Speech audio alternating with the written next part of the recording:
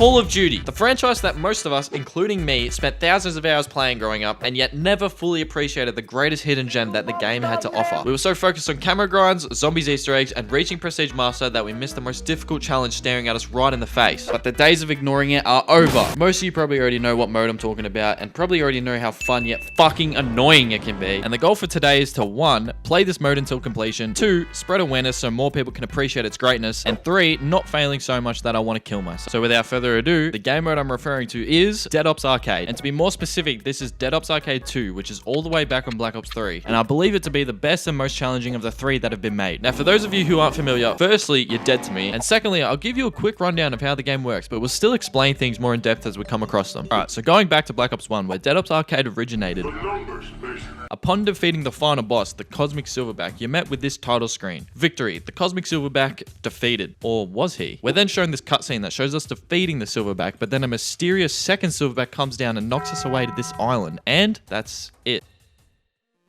Which brings us back to Dead Ops Arcade 2, where the opening cutscene shows us the grave of the Cosmic Silverback that we've defeated, and the mysterious second Silverback was his brother, the Cyber Silverback, who is now in his revenge arc, training rigorously so he can track us down, kill us, and steal our chicken. Which begins our adventure to take down the Cyber Silverback, because that chicken to me is like John Wick's fucking dog. And along this rescue mission, I'm bringing 3 friends to assist me because this shit is actually really fucking difficult. So we're thrown into this top-down world where we need to hold off zombie hordes without losing all of our lives. After 4 rounds in each arena, we advance to new areas via these portals, which then shows us the map we'll be following and spending 4 rounds at each location. And once we go through every single stage, we'll be faced with the Cyber Silverback boss fight and attempt to take him down, saving our beloved chicken. And each arena has its own unique aspects and mechanics, but I'll go over those when we get to them. And now that we're all caught up, I think it's time we get stuck into the gameplay. Alright guys, we actually need to complete this, by the way. Oh, it's gonna be a long day.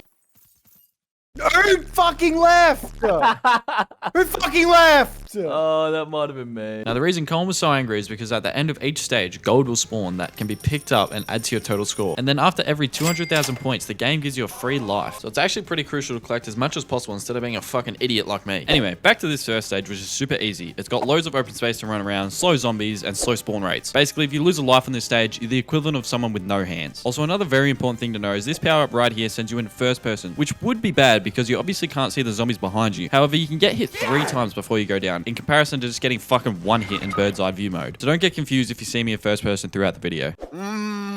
First person! Whoa! Whoa! This is Tomo. As you can see, he's never played Dead Ops in his life, but we wanted a 4th player. I'm sure this won't horrifically backfire later. Anyway, after a quick 4 rounds, we can now enter the portal and head to the next stage, which is the docks. This stage is virtually the same as the beach, except these poles spawn in around the map. And if they are red and flashing with electricity, then they will kill you and any zombie that walks into it. Get away from that electricity, mate. Oh, really? Okay. Oh my. Guys, if you want a meme to go in the video, you just have to say it. Do your best rendition of it and Clint will edit it in. Hack to it. Oh, no. Alright, get the money. Don't step on the middle thing, don't you dare step. I didn't know where it was. I mean, the middle thing is in the middle of the map. After 4 more rounds and Colin's second crash out, we advance to the next stage where we also find a cheeky bonus room filled with money and power-ups. But this next stage is the first somewhat difficult stage because these bulls run through the middle of it the whole time and have no fucking mercy. And then Oh, Fucking hell. This is too fast for me. Yeah, there actually is too much. I'm overstimulated. I'm understimulated. What are you talking about? I need my GTA racing compilation. with the subway surfers, yeah. After going through a few more rounds, we get to our first Silverback challenge, which is essentially a race against time. After completing the 8 laps within the time frame, you're given this title screen saying, "Challenge complete." The Cyber Silverback backs away from the road. Winner of the race gets a reward of 9 power-ups, but there's a more important reward still to come, which I'll get to later. Until then, we kept moving until we reached the next stage, and this is where shit starts to get fucking real. Basically, the arena is a circle, and zombies spawn from the ground in every direction and just fuck you and repeat. But luckily for us, a first person spawned, which makes it a lot easier. I'm getting hit! I died. Unless you're Tomo. And obviously, first person doesn't last forever, so as soon as it ended, 2 of us went down, and I had to use a dash power-up to survive. Now, the power-ups are shown here. One obviously being the amount of dashes you have, and one being the nuke, which clears the map of all zombies and helps you get out of sticky situations. These are super helpful and become necessary to survive on certain maps. Oh my god, stop walking into those. You just stole my life. Now, you may have heard me just say, you just stole my life. And that's because this idiot died so many times that he's out of lives. And when you're in 0 lives and go down, the person with the most lives gives you one of theirs. And in exchange, you get a reward. In this case, it was 2 chickens, which mimic my gun and basically act like I'm shooting a second and third gun. After struggling for a few rounds, we only lost a couple more lives and we're ready to move on to the next arena, which is arguably harder. And that's because of these crow zombies. Basically, they fly around and spawn in random spots, and I fucking hate these guys. But no. Oh. Oh my god, bro. It's the one rule! It's the one rule, man. Moving on to the second silverback challenge, and it's essentially getting to the top of this pyramid. However, since Liam previously got gifted a bunch of dashes, he can now kind of exploit them to scale it quickly, as shown here. Then after reaching the top, we get a bunch of rewards in return, including one of the most important things in the entire game, which is called the Room of Fate. Now, the Room of Fate has 4 stones in each corner, and each stone corresponds to a permanent reward you'll have with you for the rest of the game. And they are a permanent minigun, permanent chicken, permanent speed boots, and a permanent score multiplier. And in multiplayer, the best fate, in my opinion, is the chicken, then the boots, then the minigun, and lastly the multiplier. But obviously everyone prefers different, such as here. Colin really wanted the minigun. Whatever you do, give me the minigun. I got the minigun. Oh, Tomo got the minigun! I got a chicken, yes. And this is how the rewards are looking from the Room of Fate. And although Colin wasn't happy with his fate, it doesn't matter because I was happy. But back to the reality, and after we completed the stupid ass crow arena, we headed to the Colosseum. And in the Colosseum, zombies spawn out of these 4 big doors in each direction, and the arena is really small. So if anyone in particular is struggling to kill the zombies, then we all get ambushed. And of course, it wouldn't be a Dead Ups arcade round without Tomo stealing one of my lives. Oh, stop taking my lives. I can't even see them. But I at least got skeletons in return, and skeletons basically just decimated everything for the next few rounds, and we managed to not even lose any more lives for the rest of the stage. And that meant we could move on to the next arena in a pretty good headspace. Oh my god, I can't even see him. It's so fucking big. I'm just gonna I'm just gonna fucking throw. I'm fucking sick of it. Now, Tomo wasn't actually wrong when he said you can't see them, because in this stage, the zombies are dark red and spawn from the ground all around the map, which is also dark red. So they blend in insanely well, and it becomes really hard to spot and dodge them all. But after getting a few clutch first persons, we moved on to the next round, and were surprised by a special bonus room filled with vehicle power-ups. Oh. Oh, whoa. And vehicle power-ups are OP because you shoot like a tank and literally cannot die. So the next round, which was a special meatball round, was much easier, but we still lost a bunch of lives. After we completed that, we got to our next silverback challenge, which was essentially Rocket League with chicken eggs. We have to score a certain amount of eggs in either side of the goals before the time limit runs out. And once again, this is so crucial to complete because it gives you loads of score for each egg you put in, and every bit counts towards more lives. Now, this challenge is actually extremely difficult, and you really need proper coordination in order to complete it. And luckily, our teamwork was on point. Tomo! Oh my god, Tom. What a save. Regardless, we were still able to conquer the challenge. Alright, we literally did that perfectly. Yeah, okay. We then went back to the red pool of fucking death, and things were not going very good. How did I die? What? Oh my god. I'm down to 6 lives and I've died like once. Don't care, Clint. Keep calm. Brother, just stop dying. I'm trying, Clint. I'm fucking trying. They keep spawning underneath me, and I can't see them because they're red.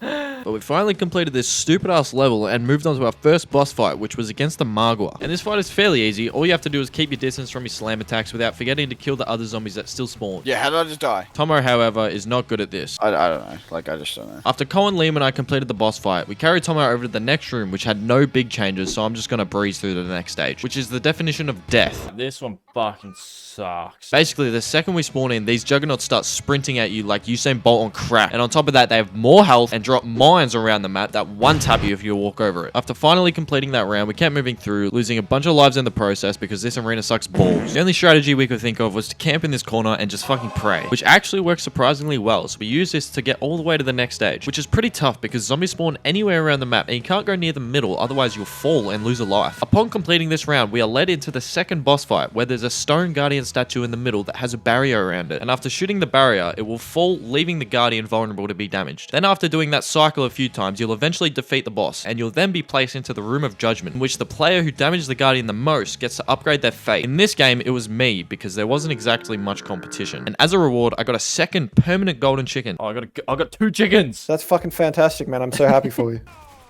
Yeah, nice! Just spawned in the bush. I couldn't even see him.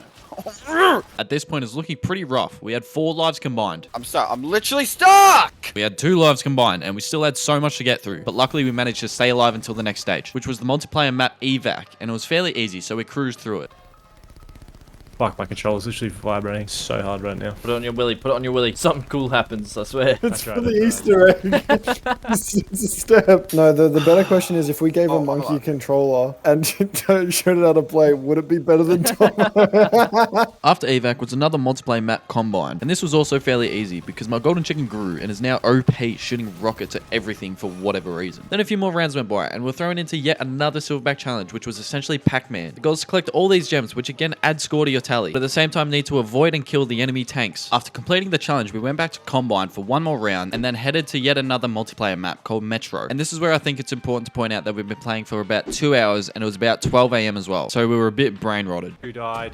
Guess. Don't take mine. Guess. He's gonna have 50 fucking downs and we're actually succeeding. What the fuck? Bro, I die every round. I average a death, bro. 50 rounds, 50 deaths. I average a death. It's gonna happen. There it is. GR Robot, units. get the Terminator. Get the Terminator.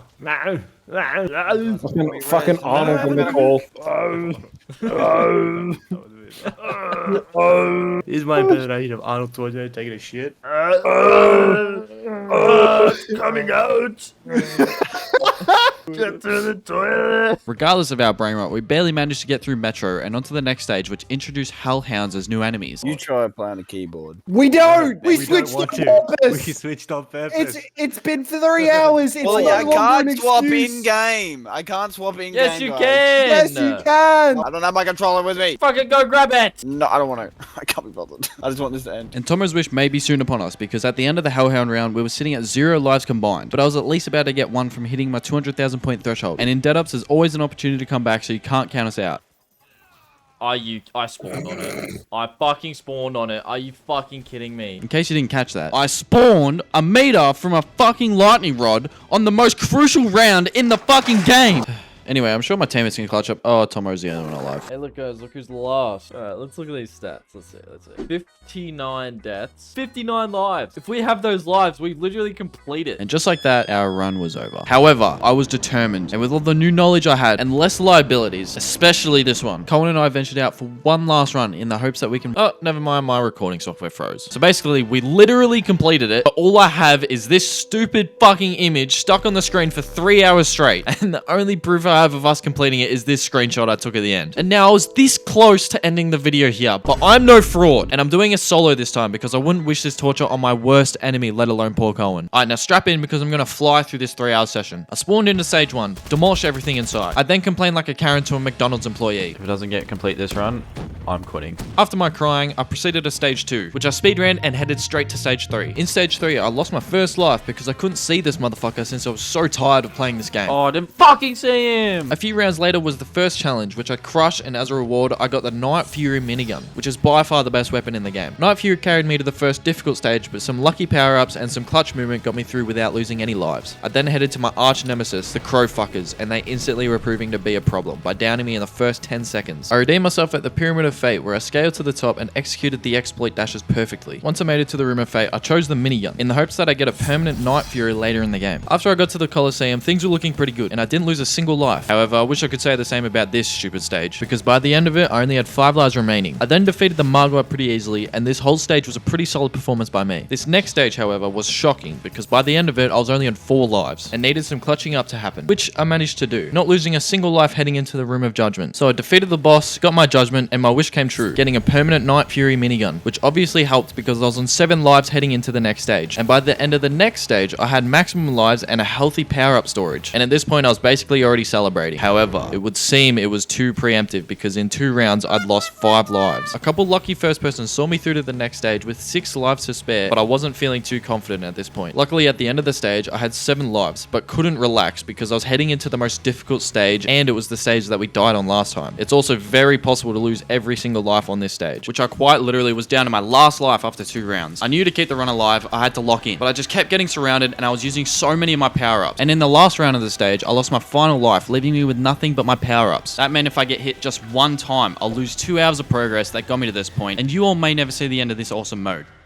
Luckily, I locked the fuck in, got a first person, got an extra life, and clutched up. However, my armory wasn't looking great heading into the second last stage, and almost instantly, it was looking even worse. I need a bonus room right now.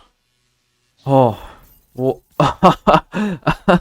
Okay. I managed to get lucky, but it was still definitely a dire situation. Although after some good play, I finished the stage with 6 lives, 2 dashes, and 2 nukes. So completing it was still very much in reach. Heading into the final stage, I was getting pretty good at maneuvering through zombies and staying alive. So I just had to focus on saving my power-ups as much as possible because I will definitely need them. I walked into round 64 feeling ready, but the gorilla instantly started dashing around the map and all of a sudden I did not feel as ready. He downed me a few times, but I used the brief invincibility to put in as much damage as possible until I realized I was only on 3 lives and was getting scarily close to dying. But I persevered, managing to take down the cyber silverback and finally saving my chicken Fido once and for all. Finally, you're met with this cutscene that basically just says, oh, you beat it? Cool. Here's his brother you gotta beat again. And then you're placed back at level 1 with a harder difficulty and the loop continues. And that's most of what Dead Ups Arcade 2 has to offer. I put so much time and effort into these videos, especially when I have to beat it twice, so every like and sub is so appreciated, and allow me to keep making more videos. Also leave a comment of any games I should showcase or complete. Anyways, I hope it was fun to watch me suffer, and I'll see you in the next video.